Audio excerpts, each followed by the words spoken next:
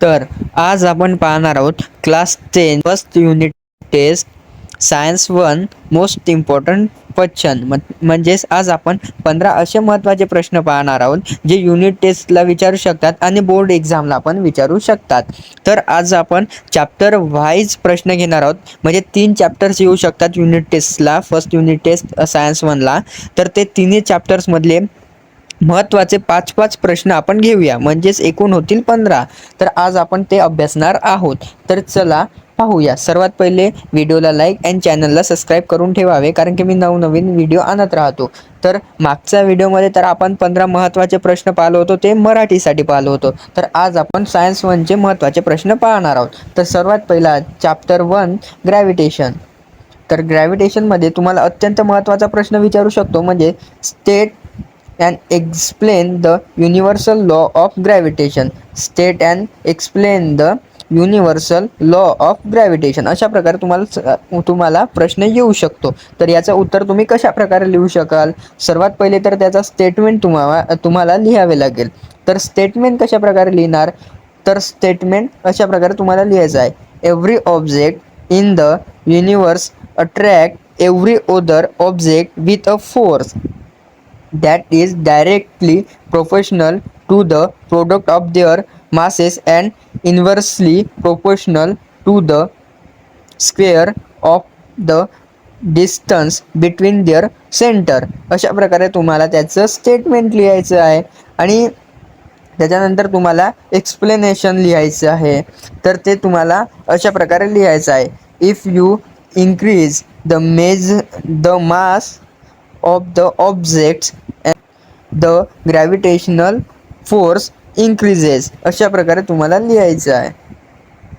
त्याच्यानंतर आहे if you increase the distance between the object the gravitational force decreases repeatedly by the square of that distance. अशा प्रकारे तुम्हाला लिहायचं आहे. अशा प्रकारे तुम्हाला प्रश्न येऊ शकतो. त्याच्यानंतर आपण पाहूया दुसरा महत्त्वाचा प्रश्न. दुसरा महत्त्वाचा प्रश्न म्हणजे write the formula for the universal law of gravitation and explain the terms in it. तर तुम्हाला सर्वात पहिले अशा प्रकारे त्याचं हे लिहून टाकायचं आहे, म्हणजे का त्याचं हे फॉर्म्युला लिहून टाकायचं आहे. तर अशा प्रकारे असतो.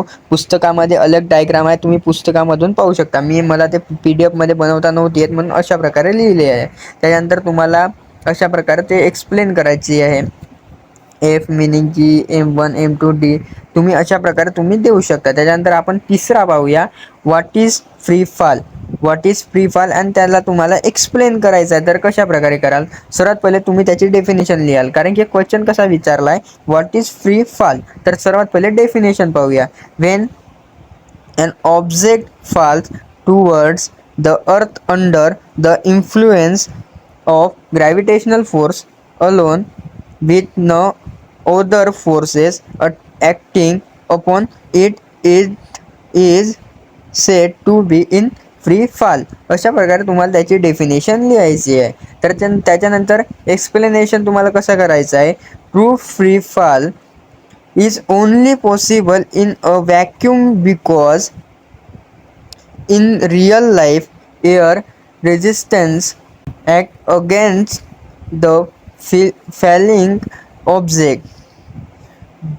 During free fall the object velocity changes continuously, accusing a constant acceleration called acceleration due to gravity G. अशा प्रकारे तुम्हाला ते लिहायचं आहे. तर याच्यानंतर आपण पाहूया question 4, differentiate between capital G and small g. तर याचं तुम्हाला कसं डिफरंट करायचं आहे, डिफरन्शिएट कशा प्रकारे करायचं आहे. तर तुम्हाला 2 बॉक्स करावे लागतील. त्याच्यामध्ये फर्स्ट याच्यात तुम्हाला capital G and small g लिहावे लागेल. तर सर्वात पहिले कॅपिटल G मग स्मॉल g. तर तुम्ही कशा प्रकारे लिहाल, युनिव्हर्सल ग्रॅव्हिटेशनल कॉन्स्टंट हे कॅपिटल G ने दाखवतात. त्याच्यानंतर काय लिहायचं त्याच बॉक्समध्ये, the gravitational force between 2 unit masses placid it at a unit distance. अशा प्रकारे लिहायचं आहे. त्याच्यानंतर constant everywhere in the universe. It is a scalar quantity. त्याच्यानंतर तुम्हाला डिफरन्सच्या साईडला लिहायचं आहे acceleration due to gravity is small G. अशा प्रकारे तुम्हाला लिहायचं आहे. त्याच्यानंतर the explanation gained by an object due to the gravitational pull of a planet.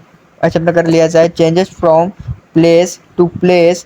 त्यानंतर इथं वेक्टर वेलोसिटी. अशा प्रकारे तुम्हाला हे डिफरन्स लिहायचे आहे. तुम्हाला हे 2 बॉक्स बनवायचे आहेत. मी डायरेक्ट घेतला आहे. त्याच्यानंतर तुम्हाला लिहायचं आहे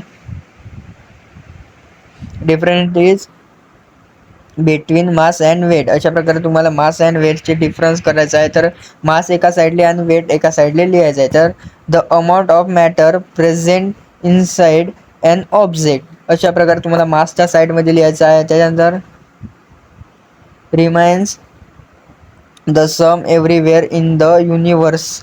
अशा प्रकारे लिहायचं आहे. S I unit is kilogram. K जीने दाखवतात. त्यानंतर वेटचं कसं आहे the gravitational force with which a planet pulls an object. त्यानंतर changes depending on the gravity of the location. त्याच्यानंतर S I unit is newton N. अशा प्रकारे दाखवले जाते. अशा प्रकारे तुम्ही लिहू शकता. त्याच्यानंतर आपण पाहूया chapter 2 periodic classification of element. हा पण त्याच्यात पाहूया. सर्वात पहिला प्रश्न म्हणजे state the modern periodic law.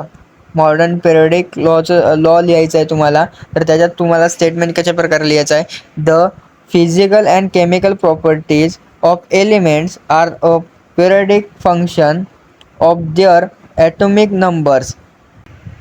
त्याच्यानंतर what are groups and periodics in the modern periodic table. तुम्हाला अशा प्रकारे लिहायचं आहे. तर त्याच्यात कसा लिहायचा आहे सर्वात पहिला group the 18 vertical column in the periodic table. Elements in the same group have similar chemical properties because they have the same number of valency electrons.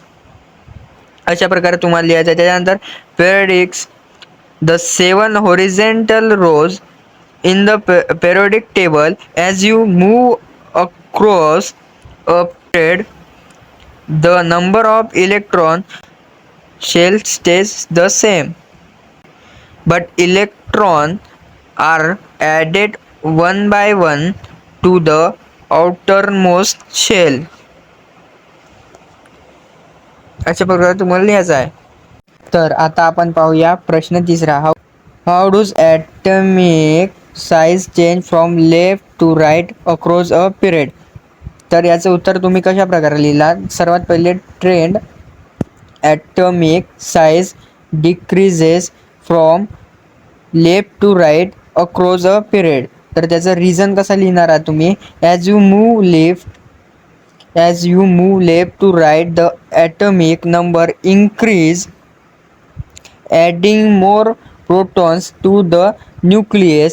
This increase the positive nucleus charge which pulls the outermost electrons closer to the nucleus, shrinking the size of the atom. अशा प्रकारे तुम्हाला याचं answer लिहायचं आहे. त्याच्यानंतर आपण पाहूया question 4. Explain the position of metals and non metals in the modern periodic table. तुम्हाला एक्सप्लेन करायचं आहे कशा प्रकारे. सर्वात पहिले metals located on the left side and center of the periodic table. Non-metal located on the top right side of periodic table. Metalloid, a zigzag line of elements like silicon and boron, separates more metal from non-metal. These elements show properties of both metals and non metals. अशा प्रकारे तुम्ही याचा उत्तर लिहू शकता. त्याच्यानंतर आपण पाहूया question 5. What are valency electrons, why are they important. तर तुम्ही कशा प्रकारे लिहाल. सर्वात पहिले डेफिनेशन लिहाल the electrons present in the outermost shell of a of an atom. Importance: they dictate the chemical reactivity and bonding behavior of an element. Elements, the sum number of valence electrons react in similar way. अशा प्रकारे तुम्ही लिहू शकता. त्याच्यानंतर chapter 3 chemical reactions and equations. तर सर्वात पहिला प्रश्न आहे, what is a chemical reaction, give an example. तर तुम्हाला केमिकल रिॲक्शन म्हणजे काय आणि त्याचे गिव्ह एक्झाम्पल द्यायचे आहेत. त्याचे definition: a process in which one or or more substance reactants undergo a chemical change to form completely new substance products with different properties. Example: burning of magnesium ribbon in air. तर हे अशा प्रकारे तुम्हाला example लिहून टाकायचे आहे. त्यानंतर what is a chemical equation, the symbolic representation of a chemical reaction using chemical formulas, symbols and signs to represent the reactants and product. त्याच्यानंतर क्वेश्चन तिसरा, why it is necessary to balance a chemical equation. त्याचं reason कसं आहे, to justify the law of conversion of mass which state that mass can neither be created nor destroyed in a chemical reaction. Therefore, that total number of atoms of each element on the reactant side must exactly equal the total number of atoms on the product side. अशा प्रकारे तुम्ही लिहू शकता. त्यानंतर चौथा आहे, explain combination, decomposition and displacement